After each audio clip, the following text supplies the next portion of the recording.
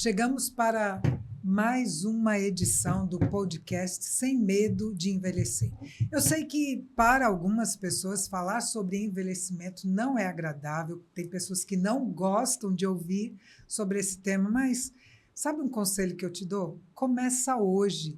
Se você não conhece o assunto, se você não pesquisa, começa hoje. E mais do que isso, influencie pessoas terem uma busca para o envelhecimento de qualidade. Eu quero ler um trecho de um dos meus livros, que é o Estou Envelhecendo e Agora, por uma Velhice Melhor, sobre o tempo. Quantos de nós já ouvimos ou até presenciamos histórias de pessoas que não chegaram tão bem à sua velhice? Pessoas que foram vivendo seus dias e não perceberam a idade chegar. O resultado não foi tão bom. Os anos foram passando e não puderam desfrutar com qualidade da sua vida. Os anos que foram dedicados à família, ao trabalho, com o desejo de uma aposentadoria digna, amigos, lazer. Como resposta, muitos tiveram diagnósticos desfavoráveis para a saúde, rejeição por parte daqueles que um dia tanto amou, se dedicou, uma colheita sem expectativas de ver florescer muitas sementes.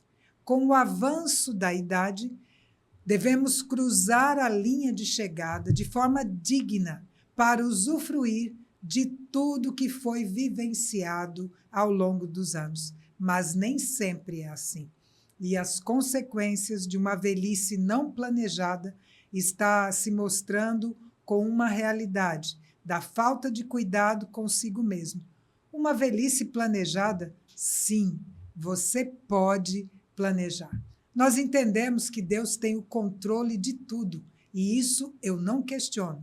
Porém, existem ações que são de nossa total responsabilidade. Com esse trecho que está no capítulo 1 do meu livro Sem Medo de Envelhecer, nós começamos o podcast de hoje, mas hoje, claro, com uma pessoa, uma convidada.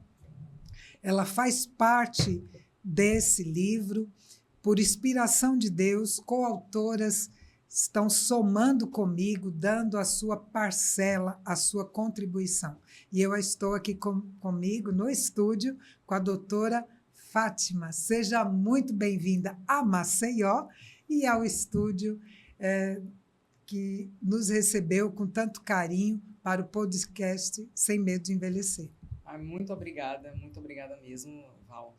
É um prazer fazer parte, né, desse podcast, fazer parte deste livro, né, e fazer parte da sua vida. Né? Nós nos encontramos de uma forma assim tão fora de propósito, né? Fora do nosso propósito, mas tudo alinhado com o propósito maior do Senhor. E nós nos encontramos na internet, nos conhecemos, ficamos amigas e daqui a pouco eu estava escrevendo um capítulo para o teu livro e agora eu estou aqui com você nessa terra que eu sou apaixonada, né? Eu morei muito tempo aqui, vizinho em Aracaju, agora eu estou mais distante, mas é com muito prazer, uma honra muito grande que o Senhor me deu de estar aqui com você nesse momento, nesse estúdio, para poder fazer esse podcast e, como você bem falou, alcançar mais pessoas. Né? O nosso propósito é levar esse conhecimento que Deus nos deu para mais pessoas, esse entendimento, tudo isso tem que ser multiplicado, né? Para que alcance realmente multidões, não para nosso deleite, nosso orgulho, mas para realmente levar uma palavra de encorajamento, uma palavra de conselho, de orientação, de referência, para que mais pessoas possam envelhecer bem. São vários aspectos do envelhecer e nós precisamos aproveitar isso para que você, para que outras pessoas tenham o conhecimento correto sobre o envelhecimento. Doutora Fátima Lessa é uma especialista em finanças pessoais e desenvolvimento humano, cuja própria jornada é um testemunho da transformação que ela busca inspirar. Formada em medicina pela Escola Baiana de Medicina e Saúde Pública em 1995, sua vida tomou um rumo inesperado quando ela se viu enfrentando um ciclo de endividamento recorrente e descontrole financeiro. Então, aqui nós já temos alguém pronto para nos ensinar, preparado. Eu gosto disso, porque essa vivência ela traz luz, o caminho que você percorreu, e você pode nos ensinar, nos orientar. Apesar de sua formação, conhecimento e uma profissão que gera ganhos que garantiram seu conforto, doutora Fátima descobriu que o conhecimento acadêmico não havia preparado para gerir suas finanças pessoais. Encontrando-se em uma montanha-russa financeira, ela percebeu que precisava mudar sua relação com o dinheiro para alcançar a estabilidade e a paz de espírito que tanto desejava. Eu vou ficar aqui porque eu quero que você leia a biografia dela no livro, não é, doutora? Com certeza. Então, realmente minha vida era assim. Eu não posso dizer que eu ganhava mal, mas eu era uma pessoa que eu não tinha dinheiro. Né? Então, tudo que entrava, se entrava 10, saía 11. Se entrava 12, saía 15. Porque não tinha nenhum controle sobre aquilo. Eu não sei se vocês já viram um vídeo que tem na internet, eu até uso nos meus treinamentos, que é o da ovelhinha. Que a ovelhinha está no buraco, vem alguém, tira a ovelhinha do buraco, a ovelhinha sai correndo, cai no buraco novamente. Então, eu era essa ovelhinha. Então, saía da dívida, fazia um esforço, saía da dívida, endividava de novo.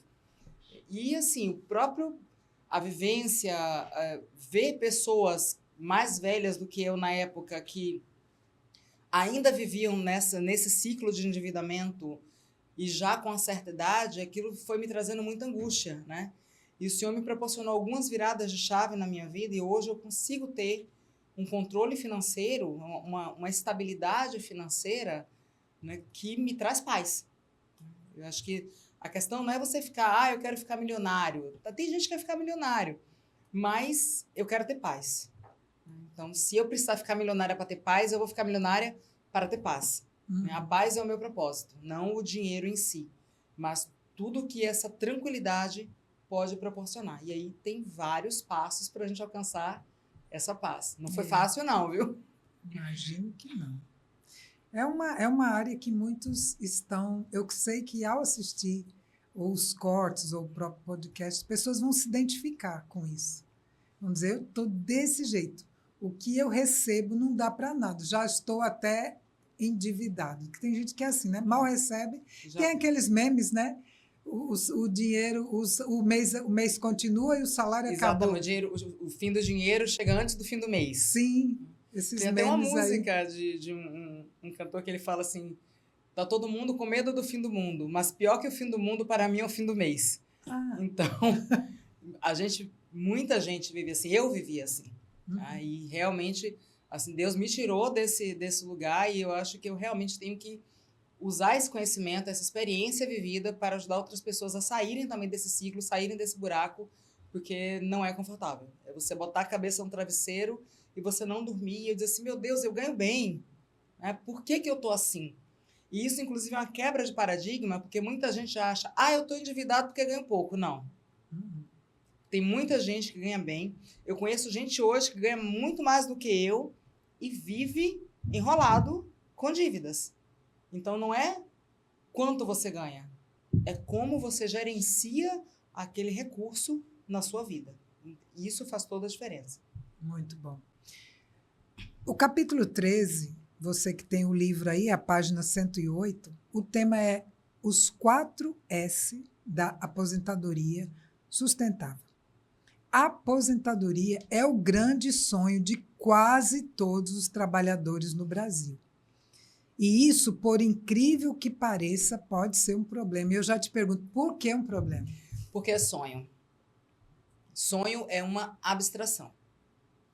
Eu sonho em um dia, sei lá, qualquer coisa você pode sonhar. Mas poucas pessoas planejam a sua aposentadoria. Então, hoje eu conheço pessoas que estão faltando 2 anos para aposentar e você pergunta, você sabe como é feito o cálculo da Previdência para a sua aposentadoria? Não sabe. Você tem ideia de quanto você vai ganhar de aposentadoria, quanto você vai receber? Não sabe. Então, assim, as pessoas não se planejam. Você quer ver uma coisa muito importante que está dentro do pilar da saúde mental? Você trabalha 8, 10 horas por dia. Quando você aposentar, o que você vai fazer com essas 8, 10 horas que lhe sobram? Muita gente adoece por isso, né? Exatamente. Tinha uma vida muito ativa, aí de repente parou porque aposentou, fica mal, entra em depressão, fica mal, né? deprime mesmo. Porque perde aquele ciclo de convívio. E perde muito da sua, entre aspas, utilidade. Né? O ser humano, ele quer se sentir útil para alguma coisa, ele quer fazer parte de algum processo de crescimento, de ganho. De repente, se você não planejou o que você vai fazer com aquele tempo que lhe sobra, vai ficar deitado no sofá assistindo filme, maratonando série. Sim. Então, muita gente deprime mesmo. E quanto mais ativo você é no trabalho, se você não fizer um planejamento... Essa parada brusca, né? Essa parada brusca é adoecedora. Entendi. Então, é um problema por isso, né? É um problema por isso. As pessoas não planejam financeiramente, não planejam em termos de rotina, não planejam em termos de saúde. Eu vejo muita gente dizer, quando eu aposentar eu me cuido. Aí antes de aposentar tem um infarto, antes de aposentar tem um AVC, e quando aposenta já tem sequela. E aí já não consegue fazer como faria antigamente. E eu sei que não é fácil equilibrar todos esses pratos, mas tem que haver um esforço nesse sentido, porque qualquer prato desse que caia, agora pode não fazer diferença, mas na terceira idade vai fazer grande falta. Grande falta. Eu queria que você mencionasse quais são os 4 S's, porque aí nós vamos depois trabalhar um a um, você vai dar um resumo para a gente. Mas quais são? Que eu sei que tem gente que está perguntando 4 S. Os 4 S são o que eu chamo os 4 pilares da saúde, da vida plena. Sim. São as 4 saúdes. Então, a primeira é a saúde física. É você cuidar do seu corpo, que é o único que você tem e que você precisa dele para desempenhar as suas outras atividades. Então, cuidar da sua saúde física. O segundo S é a saúde mental, e aí eu coloco junto a saúde espiritual. O terceiro S é a saúde financeira, que é aquela que vai garantir que a gente possa pagar as contas com tranquilidade quando a renda cair por conta da aposentadoria. E o quarto S, que é um que é bastante negligenciado, é a saúde relacional. Como eu estabeleço as minhas relações para a minha longevidade. Então, todos esses S, eu digo assim, são 4 pilares. Não adianta você estar com a saúde física lá em cima e a saúde financeira aqui embaixo. Se você imaginar 4 pilares sustentando um telhado, se um tiver muito mais baixo que o outro, vai ruir toda a estrutura. E é isso que acontece com a gente. Então, ainda que esteja assim, poderia estar melhor em um e outro, mas tem que haver minimamente um equilíbrio. Não adianta você estar lá em cima com a saúde financeira, por exemplo, eu ganho muito bem, tenho dinheiro investido, tenho uma renda passiva maravilhosa, mas a saúde física está cá embaixo. Essa estrutura, ela não se sustenta, ela vai ruir. Ela vai ruir. Como nós podemos desmistificar a aposentadoria? Porque para muitos é aquele sonho, né? Eu mesmo estou aí já quase aposentando, mas para não virar um pesadelo, desmistificar, porque esse sonho, para muitos, acaba virando um pesadelo mesmo, né? Exatamente. Porque não planejou, não viu detalhes que são importantíssimos, aí chegou lá numa velhice, muito doente. Eu conheço histórias, acho que você também, pessoas gastam muito com medicamento, acaba não usufruindo aquilo que trabalhou tanto. Foi uma conquista que é só para medicamento e cuidar da doença, né? Primeira coisa que a gente tem que desmistificar realmente é de que o adoecimento é normal com a idade. Existem doenças próprias da idade? Existem. Podem ser evitadas? Na sua grande maioria, sim. Nossa saúde é composta por 3 partes. A carga genética, que as pessoas dizem, não pode mudar. Não pode mudar, mas hoje a gente já tem estudos que chamam epigenética, que é justamente aquilo. Fátima, eu tenho na minha família hipertensão dos 2 lados, câncer dos 2 lados. Então, eu tenho que ter um cuidado direcionado para essas patologias. Sabe que existe. Eu já sei que existe, eu tenho que ter um cuidado em relação a isso. Estou fazendo? Não estou. Inclusive, este ano eu decidi, vai ser um ano temático, né? Esse vai ser meu ano da saúde. Esse vai ser um ano onde eu vou realmente modificar a minha estrutura de saúde Radicalmente. Eu fiz isso tem 10 anos. Mudou totalmente. Olha, eu estou 10 anos atrasada. 10 anos. Eu estou pelo menos 10 anos atrasada. Praticando atividade física, melhorando a alimentação, tendo algumas mudanças em algumas áreas que eu percebia que estavam me trazendo dificuldades e eu estava ali passando por momentos difíceis por conta de uma administração errada de minha parte. Exatamente. Então, a primeira é a genética, a segunda é o ambiente e a terceira são as escolhas. Uhum. Então, as nossas escolhas, aí se você pensar o que é externo a você, ambiente também tem parte de escolha, e as suas escolhas. Então, se eu escolho trocar um almoço, né, por um pastel, quando a gente está na estrada, como foi hoje, normal, mas eu posso fazer isso todos os dias? Não posso. Eu posso fazer isso uma vez por semana? Não posso. Eu tenho que ter uma regularidade. Então, tudo isso vai influenciar no primeiro S, que é o S da saúde física. Então, desmistificar. Todo idoso é doente. Não é. Não é. Tem idoso que está muito bem, por Tem sinal. idoso que tá Melhor muito melhor até que alguns jovens. Eu já ia dizer melhor do que eu. Me lembrei que eu também já não sou jovem. Então, já não sou mais referência. Mas tem muito idoso que está muito melhor que muito jovem. Por quê? Porque teve um cuidado. Olha, minha mãe tem um amigo lá no Rio de Janeiro, ele regula, minha mãe, se estivesse viva, se estivesse conosco, estaria fazendo 86 anos. 86.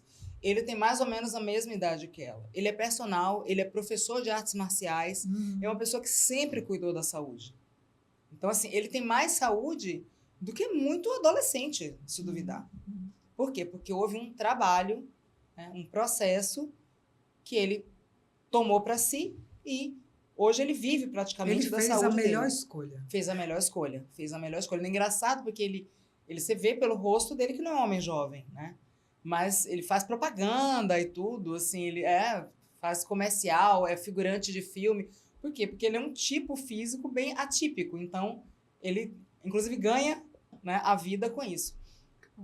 Por quê? Porque ele é um idoso saudável.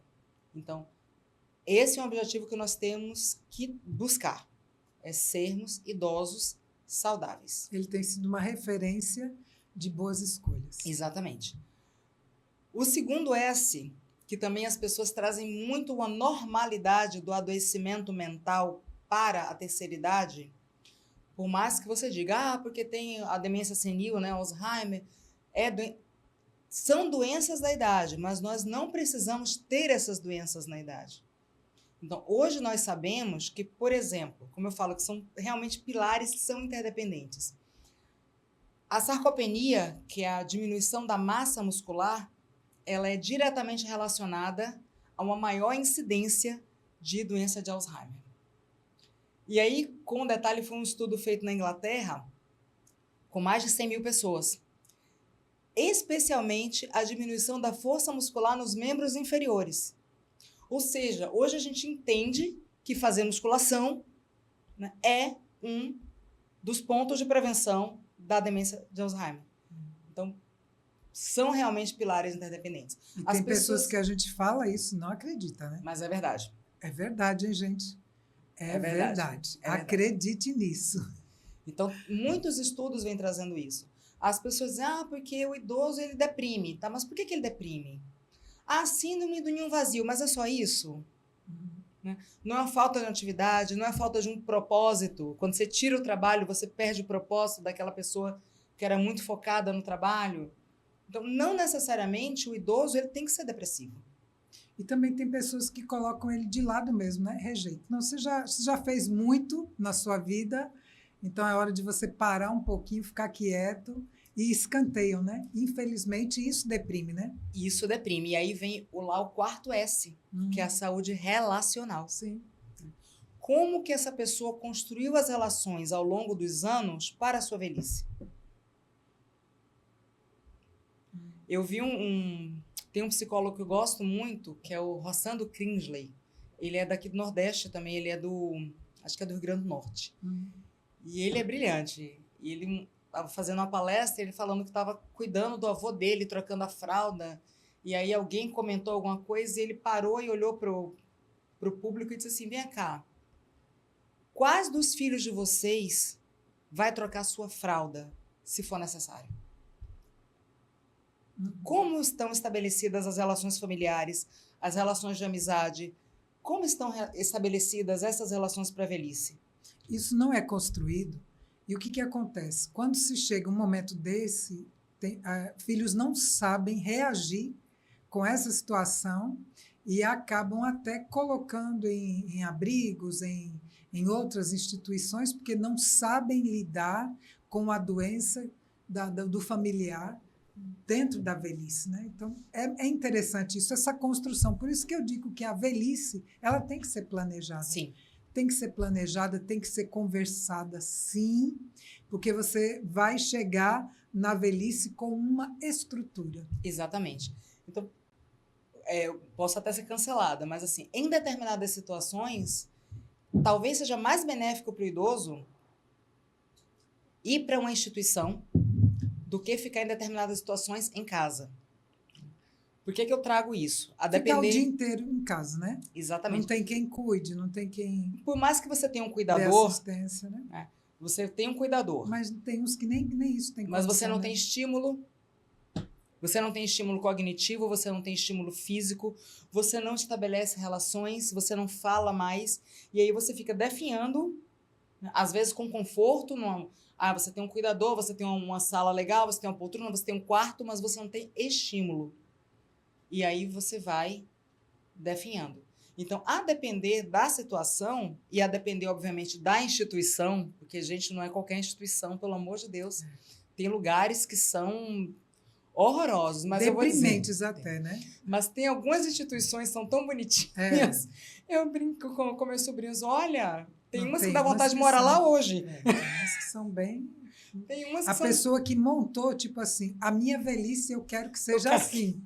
Eu acho que ela teve como referência, a minha velhice tem que ser num lugar assim. Então, ela planejou, exatamente, ela projetou, exatamente, e pessoas usufruem daquele ambiente que ela planejou. Então, tem alguns lugares que são muito interessantes. Então, você coloca um idoso numa instituição onde ele vai ter cuidado, ele vai ter estímulo, ele vai ter alimentação na hora certa, ele vai conversar com pessoas mais ou menos da mesma idade, com conversas semelhantes, com interesses mútuos. Vai ter uma rede de apoio e cuidado, né? Exatamente. Isso é e importante. Estruturado. Então, assim, não necessariamente você colocar o idoso numa instituição é algo sempre ruim. Agora, o que você não pode é botar o idoso na instituição mais top das galáxias que seja e não ir lá mais visitar. Aí, né, você não pode romper esse vínculo familiar. Aqui em Aracaju, eu sou chefe escoteira, né? E aí a gente fazia visita a asilos. E uma vez a gente foi fazer uma visita no asilo e tinha uma senhorinha que devia ter uns 70 e poucos anos, mas assim, toda durinha. E ela disse, não, eu tô aqui porque eu quero, porque meu filho trabalha o dia todo, minha nora trabalha o dia todo. Mas eles vêm aqui 2, 3 vezes na semana me ver. E quando ela fechou a boca, o filho chegou. Olha, então, bom, assim, isso é uma coisa bem interessante. Você pode colocar o idoso num lugar onde tem estrutura de cuidado, que às vezes você não tem por demanda de trabalho mesmo, mas que você dê uma assistência, que você não isole, né? Não é asilar, isolar, não é isso. Mas não é de todo ruim, a depender da circunstância, essa questão. O que pesa no idoso e o que deprime mesmo é o desfazer do laço familiar. É o colocar lá, e aí esse idoso não vê mais os filhos, esse idoso não vê mais os netos, esse idoso não vê mais ninguém.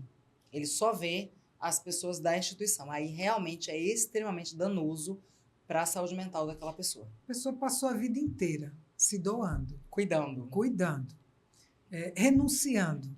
Porque quantas renúncias um idoso faz, e ele talvez na fase adulta, para os filhos terem uma boa educação, para os filhos frequentarem faculdades, que talvez ele nem teve oportunidade de ter. Exatamente. E quando chega o fim da sua vida, o momento em que ele poderia usufruir da companhia da família, a família o coloca em outro local, e isso é triste, né? Tem pessoas que não conseguem administrar e acabam ficando tristes, deprimidos e adoecem. Adoecem mesmo, e deprime mesmo. E aí vem demência, aí vem toda uma sorte de doenças físicas, doenças, né? Que chegam mais rápido por conta dessa questão de saúde mental e de saúde relacional. Já passamos pelo primeiro S, saúde física. saúde mental e espiritual, saúde relacional e agora o quarto S, que eu sei financeira. Que é importante. Muita gente está esperando por isso.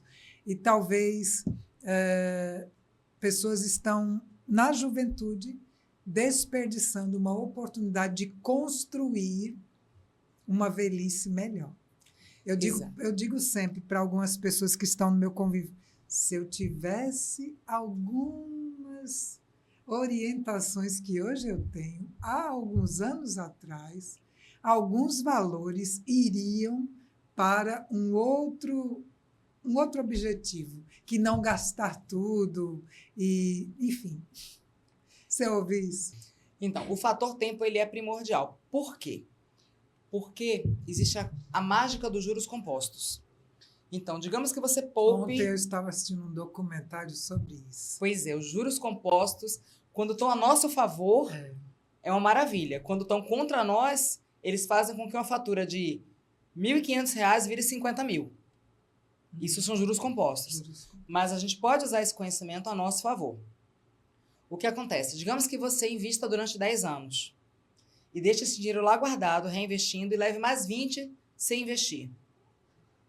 Você vai ter um retorno muito maior do que se você investir durante 20 anos e ao final de 20 anos você quiser tirar esse dinheiro.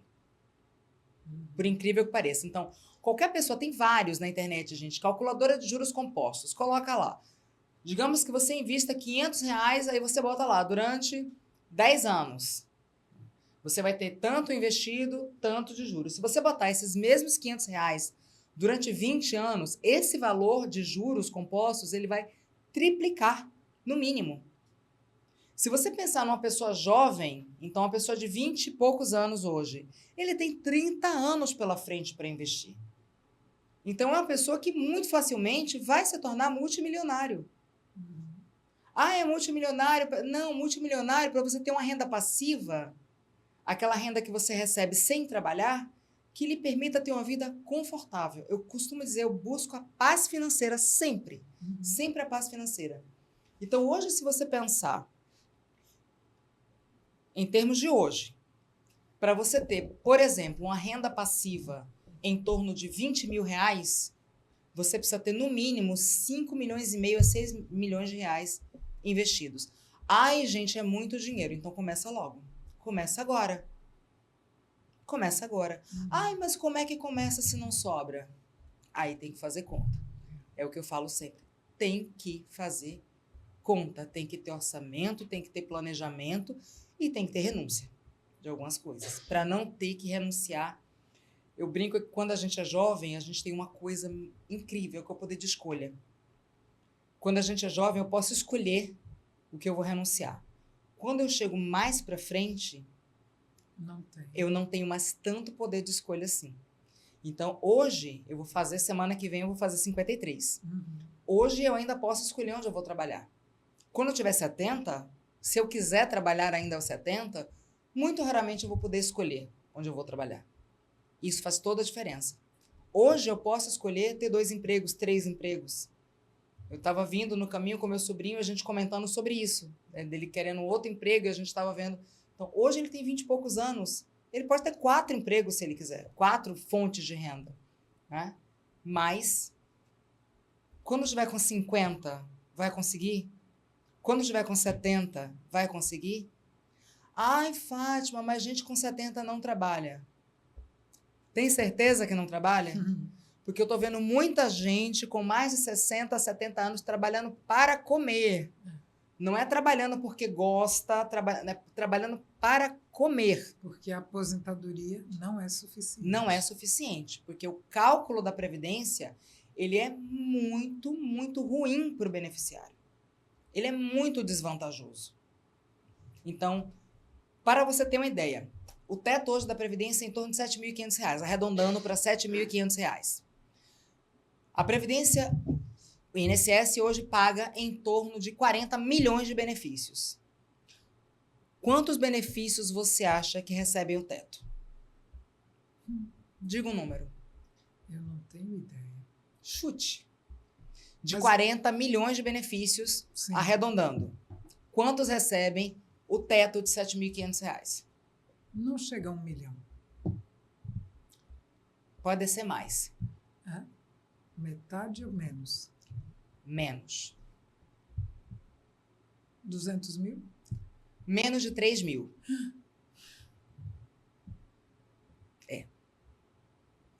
E quanto mais você ganha, maior é o tombo.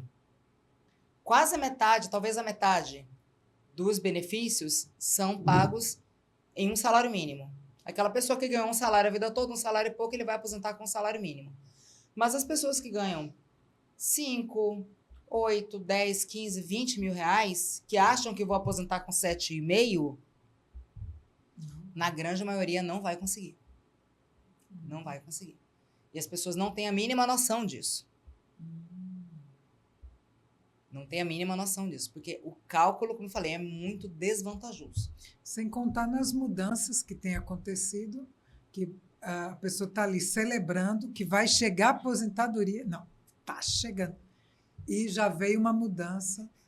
Eu brinco, eu já parei de fazer conta. Que toda vez que eu faço a conta, muda a lei e faltam mais 10. Aí eu não conto mais. Eu vou esperar a surpresa do INSS. Porque toda vez que eu... Mas não, agora vai. Aí faltam 10. Não, para. Não vou mais pensar nisso. Mas é isso hoje que eu falo do sonho que virou pesadelo, né? Do sonho que vira pesadelo. Estava ali aguardando, na expectativa, e não chegou. E aí você ganha, digamos, você tem um salário bom em torno de 10 mil reais, e aí quando você vai receber seu benefício, 3 mil, 4 mil. Só que você tem um custo de vida compatível com 10 mil. E como que você vai adequar isso de uma hora para outra? Você mora numa casa, né? Exato, você mora numa casa que tem um condomínio alto e tem despesas tais e como que você vai adequar isso? Tem um filho na faculdade tal que custa não sei quanto. Tem coisas que a gente não consegue adequar de uma hora para outra. E isso é muito... Já existe um padrão, né? E descer esse padrão é muito ruim. Qual é a solução para isso? É investir. É investir. É ter uma renda passiva, é colocar o dinheiro para trabalhar para você. Porque se você troca suas horas de trabalho por dinheiro, o máximo que você vai conseguir, e não vai conseguir porque a saúde não permite, trabalhar 24 horas por dia. Digamos que você trabalhe muito, na verdade, você trabalha 16 horas por dia. Tem gente que tem 2 empregos, consegue emendar um no outro. Com um custo absurdo para todas as outras áreas da sua vida. A saúde física vai lá para baixo, a saúde mental vai lá para baixo, a saúde relacional vai lá para baixo. Porque você não tem tempo para nada. Aí você consegue ter essas 16 horas. Mas você trabalha para ganhar o dinheiro. Quando você começa a investir, quando você começa a poupar, primeiro passo, pagar as dívidas, poupar, investir. Na verdade, eu costumo dizer o seguinte: pagar as dívidas, poupar, doar e investir. Esse é o meu critério. Mas quando você começa a investir, enquanto você está dormindo, seu dinheiro está trabalhando para você. E essa é a meta que a gente tem que perseguir. Que esse dinheiro, numa instituição financeira, trabalhe para você. Aí você consegue dormir e ganhar. Aí é bom. Restrições financeiras, orçamento inadequado, dívidas, são alguns itens que precisam ser revistos para ter uma saúde financeira. Que ações devem ser feitas? Você já foi dando algumas dicas, mas tem mais. Ela já deu spoiler. Que ações devem ser feitas para conquistar uma condição financeira que não lhe obrigue a baixar o padrão de vida? E esse baixar o padrão que você já adiantou aqui, não é fácil. Não é fácil. Porque tem coisas que já estão ali, né? Outras são imprevistos mesmo. Você está com uma conta de energia, de repente ela aumenta. Mesmo que você não aumentou o consumo. Brincadeira? Minha conta... Uma feira que você fazia com tanto, você vai lá no supermercado, você não consegue porque houve um aumento. Não, e as coisas que acontecem, né? Por exemplo, minha conta de energia, de água vinha em torno de R$300. Daqui a pouco começou a vir 800. E a gente sem entender onde é que está indo. Quando foi hoje, eu estava vindo para cá e o proprietário da casa manda para mim: Fátima, olha a conta desse mês, R$2.200. Oi. Temos que achar esse vazamento em algum lugar, porque a gente olha, já procurou e tal. E agora, sim, é uma questão de urgência. Então, quais são os pontos para você estabilizar a sua vida financeira? Primeira coisa que eu falo é que a gente tem que desligar o deixa a vida me levar. A gente tem que fazer conta. Tem que fazer conta. Se você não fizer conta, você não se estabiliza. Você não consegue gerenciar o que você não mede. Quem diz isso não sou eu, são os papas da administração. Só se gerencia o que se pode medir. Então, primeira coisa, o panorama. Eu sempre falo, é fazer o diagnóstico. Não adianta você traçar metas se você não sabe onde você está. É a mesma coisa, eu vou comprar uma passagem. Eu quero ir para Salvador. Mas de onde você está para Salvador? Porque se você está em Aracaju para Salvador, o valor da passagem é um, o tempo despendido é outro. Se você está no Rio de Janeiro para Salvador, o valor da passagem é outro. Então, onde você está financeiramente? Então, você tem que colocar lá no papel tudo direitinho. Quanto você tem de cada uma das dívidas? Eu estou devendo R$10 a seu Zé do Açougue. Bota os R$10 de seu Zé do Açougue na conta. Porque é R$10 de um, R$10 de outro. É muito dinheiro. Relaciona tudo que você ganha. Fátima, eu tenho um emprego só. Eu ganho só esse salário. Perfeito, é mais fácil. Mas quem tem mais de uma fonte de renda, e eu sempre aconselho que você tenha mais de uma fonte de renda, sempre você tem que fazer o cálculo de quanto você ganha. Quanto eu gasto, quanto eu ganho. Quanto eu devo, quanto eu tenho de patrimônio. Esse é o primeiro passo. Identificou tudo o que você deve. Então, agora a gente tem que pagar as dívidas. Por que pagar as dívidas é uma prioridade? Porque não adianta você investir sem pagar dívida. Porque você lembra que eu falei dos juros compostos? Sim. Quando eles estão contrários a você, a sua fatura, e isso é real, gente, isso é real, a fatura de R$ 1.500 pode virar 50 mil, 60 mil, por conta dos juros compostos. Muita gente ficou sem pagar a fatura de cartão de crédito na pandemia, porque ficou sem renda, e agora está enlouquecido querendo pagar uma dívida impagável. Uma pessoa que ganha R$ 4.000 pagar uma dívida de 60 mil de cartão de crédito. Como? Não vai pagar. Vai ter que partir para a negociação, mas aí é outro assunto. Mas paga as dívidas. Eu costumo dizer que por uma questão de ética, a gente paga primeiro as dívidas com as pessoas físicas. Então, eu peguei dinheiro emprestado no cunhado, na mãe, no amigo, no irmão, eu vou pagar primeiro essa dívida. Porque essa pessoa, ela pode estar precisando do dinheiro e o banco não precisa do seu dinheiro. Você tem que pagar. Não estou advogando pelo calote de forma nenhuma. Mas se eu hei de dar calote, neste momento, eu só tenho um recurso, eu vou priorizar o pagamento das pessoas. A não ser que a pessoa me diga, olha, não precisa me pagar agora. Resolve tua vida e depois me pagar. Aí é outra coisa. Mas fora isso, você paga primeiro as pessoas, depois você vai pagar as instituições financeiras. Como? Qual o critério? A taxa de juros. Você vai pagar primeiro a que tem a taxa de juros maior. Porque essa dívida vai crescer mais rápido. Saneou as dívidas, agora você vai fazer a sua reserva de emergência. Na verdade, eu advogo que a pessoa vá fazendo a reserva de emergência, se possível, junto com o pagamento das dívidas. Por quê? Porque a emergência, ela não tem hora para ocorrer. Foi o que você falou da conta de água aí, né? Da conta de água. Outras coisas que acontecem. É uma geladeira que quebra, é um carro que dá defeito. É a saúde, né? Que precisa de um medicamento, uma assistência, precisa comprar... Deus livre, quebrou a perna, precisa de uma cadeira de rodas. Tudo isso não é programado. Não precisa muita coisa. Meu carro quebrou há alguns meses na hora que eu fui buscar meu filho na escola.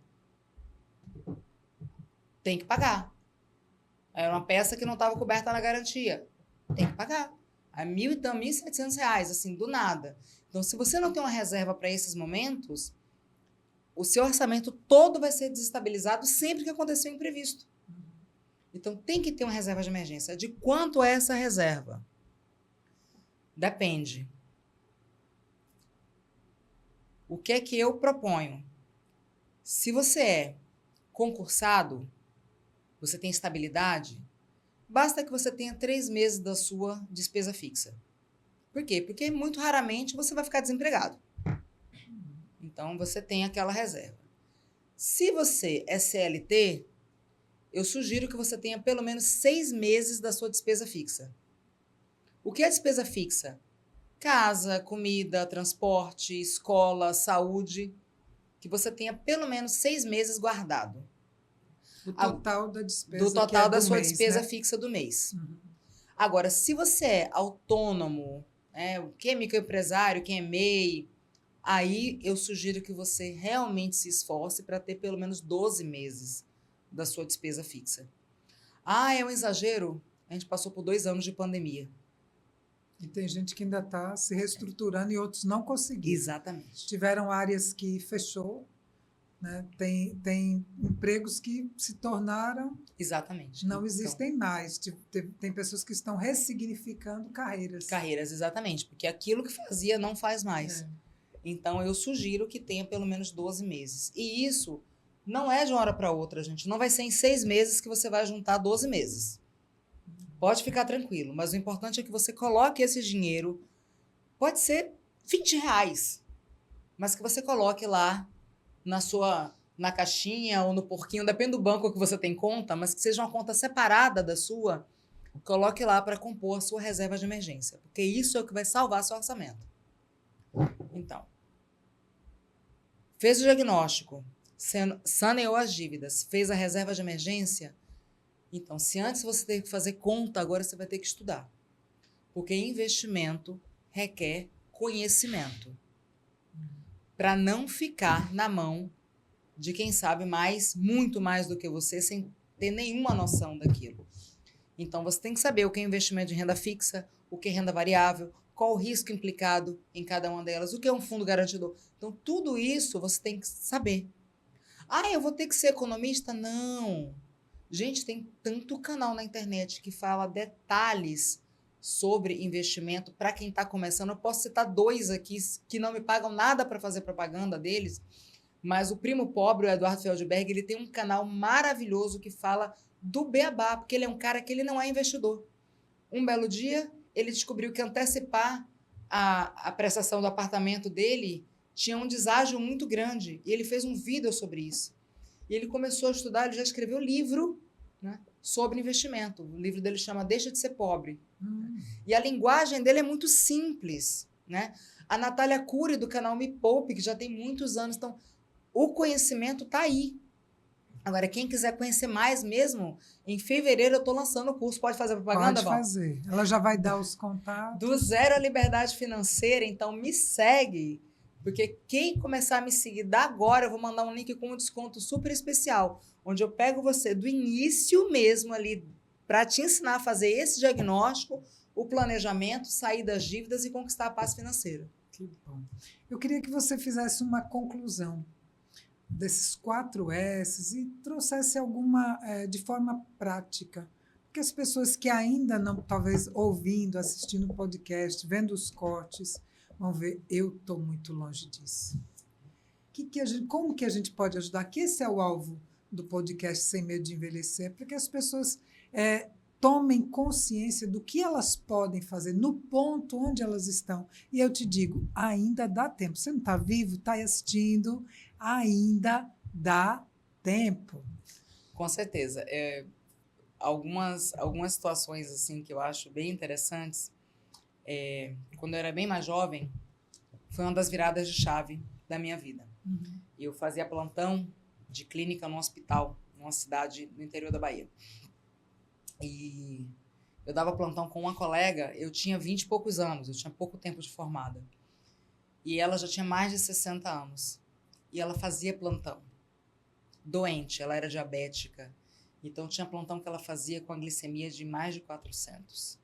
Assim, uma coisa assim absurda. Qualquer pessoa daria um atestado para ela estar em casa, mas ela precisava trabalhar. Porque ela não cuidou da saúde física, ela não cuidou da saúde financeira. E estava cuidando da saúde dos outros. Ela tinha uma estrutura familiar muito disfuncional, né? E foi uma das coisas, digo assim, nossa, é complicado isso. E, ao mesmo tempo, a gente vê outras pessoas, como, por exemplo, uma página do Instagram que eu conheci essa semana, de uma senhorinha irmã Irmã Marluce, que ela, por uma questão de saúde, ela começou a fazer atividade física. Já vi. Nossa, eu fiquei encantada por ela. Já Eu tomei ela como minha inspiração para esse ano. Uhum. Né? Então, e você vê que ela é uma senhorinha evangélica, ela faz a atividade dela, inclusive, de saia, né? E ela conseguiu mudar a vida dela. O que é que eu falo? Os 4S sempre vão ser os pilares onde sua vida vai estar apoiada. Estabeleça algumas metas para cada um desses S's. Ai, Fátima, é difícil porque saúde relacional mas tem 2 S's em especial onde você consegue estabelecer metas objetivas. A saúde física e a saúde financeira. Se você consegue estabelecer metas objetivas para a saúde física, e principalmente na saúde física, eu digo, se apaixone pelo processo. Eu quero ter tantos quilos. Não, eu quero fazer atividade física tantas vezes por semana, eu quero reduzir o açúcar, eu quero reduzir o carboidrato, eu quero ter uma alimentação saudável 6 dias por semana, que seja. Mas estabeleça metas objetivas para a sua saúde física e para a sua saúde financeira. Porque aí você consegue trazer o resto. Não sempre tem alguma coisa que puxa o resto, então. A saúde física, ele vai puxar a saúde mental. Por quê? Porque você vai ter mais vigor, você vai ter mais disposição, você vai ajudar a combater sintomas que podem começar a puxar para a depressão. Então, estabeleça, se eu tivesse dado uma dica de ouro hoje, estabeleça uma meta de saúde física, uma meta de saúde financeira. Saúde financeira, 2025 eu vou quitar todas as minhas dívidas, ótimo. Porque se você, a depender do seu grau de endividamento, você não vai conseguir fazer isso de um dia para o outro, de um mês para o outro, nem nesse semestre. Mas o que é importante é você entender que tem um problema e começar a criar meios para eliminar cada um desses problemas. E você tem que ter paciência e perseverança. Eu costumo dizer que são os 3D, na verdade. Né? A decisão, a disciplina e o desprendimento. Porque cada escolha que você faz, você está abrindo mão de uma coisa por outra.